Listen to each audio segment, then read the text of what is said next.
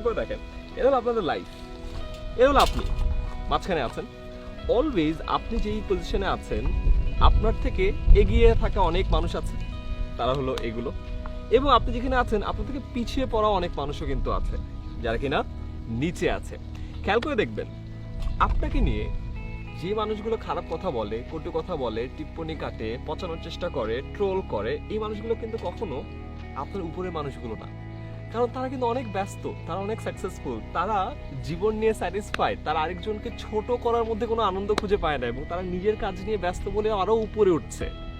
আপনাকে দিনের যে নিয়ে যারা খারাপ কথা বলে, তারা বেসিক্যালি আপনার নিচে। এই মানুষগুলো বেসিক্যালি বেকার, তাদের কোনো কাজ নাই।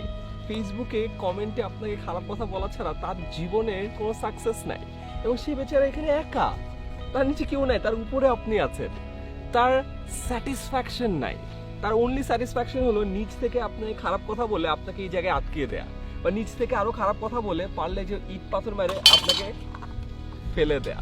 কারণ আপনি পড়ে গেলে তো তার দলে আসছেন, তার দল ভারী হচ্ছে, এবং তার দল ভারী হলে তার মনে হয় যাচ্ছে আরে ব্যাপার না তো, আমি তো ফেইলার, সবাই তো ফেইলার, সবাই তো আমার দলেই আছে, ওই যে বলে না ভেড়ার পাল। সো সে তখন খুশি হয়। তো যেহেতু তার নতুন কাজ করার সাহস নাই, নতুন কিছু বলার সাহস নাই, নতুন কিছু করে দেখানোর নেই, সে সারাক্ষণ চেষ্টা করে উপরে মানুষগুলো কিভাবে টানা যায়।